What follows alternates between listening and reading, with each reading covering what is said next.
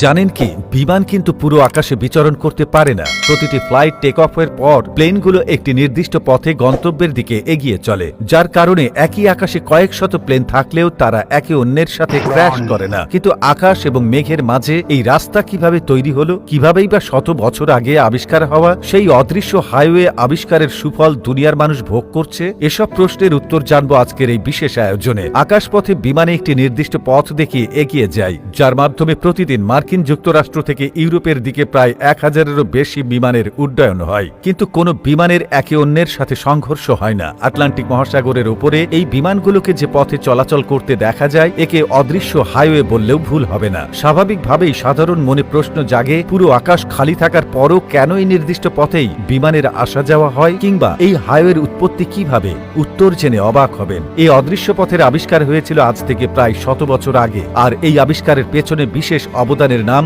Japanese আবহাওয়াবিদ ওয়াজুরু ওইশি। আবহাওয়াবিদকে নিয়ে একটি প্রতিবেদনে এই বিষয়ে বিস্তারিত তথ্য প্রকাশ করেছিল কসমস ম্যাগাজিন। জানা যায় 1920-এর দিকেও ওয়াজুরু ওইশি একটি বিশাল বেলুন ব্যবহার করে অতি সহজে সতর্কতার সাথে কিছু পরীক্ষা চালান। তখন তিনি জানতে পারেন ভূপৃষ্ঠ থেকে প্রায় 60 মাইল উপরে গেলে বাতাসের প্রবাহ এতটাই তীব্র যে তা ঘন্টায় প্রায় 150 মাইল ছাড়িয়ে যায়। এই বায়ু প্রবাহ বেলুনটিকে আকাশের পূর্ব দিকে নিয়ে যেতে থাকে। দুর্ভাগ্যজনকভাবে তার এমন আবিষ্কার দুনিয়ার কাছে তখন অজানাই থেকে যায়। তবে 25 বছর পর তার এই আবিষ্কার সকলের জন্য ইতিবাচক মাইল ফলক হিসেবে আসে। 1945 সালে যুক্তরাষ্ট্রের 6 তরুণ পিকনিক করার উদ্দেশ্যে অরিগন ড্রাগসে যান। সেখানে তারা একটি বিশাল আকৃতির বেলুন দেখে চমকে ওঠেন। কৌতূহলে তরুণেরা যখন বেলুনটির কাছে যায়, তখন এ থেকে একটি রাসায়নিক পদার্থের বিস্ফোরণ ঘটে, যার কারণে সেই 6 তরুণ সাথে সাথেই প্রাণ হারান। একই ঘটনা এলাকাতে আরো কয়েকটি ঘটলে সকলে ভীত হয়ে পড়ে। পরে জানা যায় এ বেলুনে করে রাসায়নিক পদার্থ আসছে 10,000 কিলোমিটার দূরের দেশ জাপান থেকে।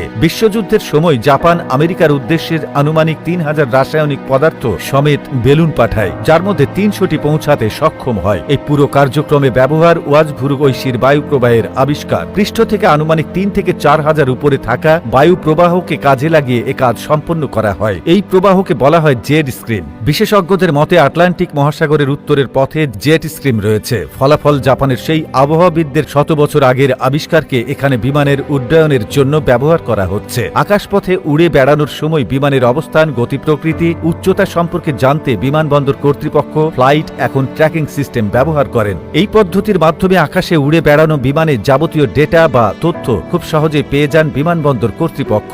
এই পদ্ধতিটি ব্যবহার করতে বিমানবন্দর কর্তৃপক্ষ এখন অটোমেটিক অর্থাৎ স্বয়ংক্রিয় নির্ভরশীল নজরদারি সম্প্রচার প্রযুক্তির সাহায্য নেন। ফ্লাইটের সঠিক অবস্থান খুঁজে বেড়ানোর জন্য কাজ করে। এই ফ্লাইট ট্র্যাকিং প্রযুক্তি বিমান শিল্পের বিপ্লব ঘটিয়েছে, আর এই সব কিছুর পেছনে কৃতিত্ব দেওয়া হয় ওয়াজুরু ওইশির এত বছর আগের আবিষ্কারকে।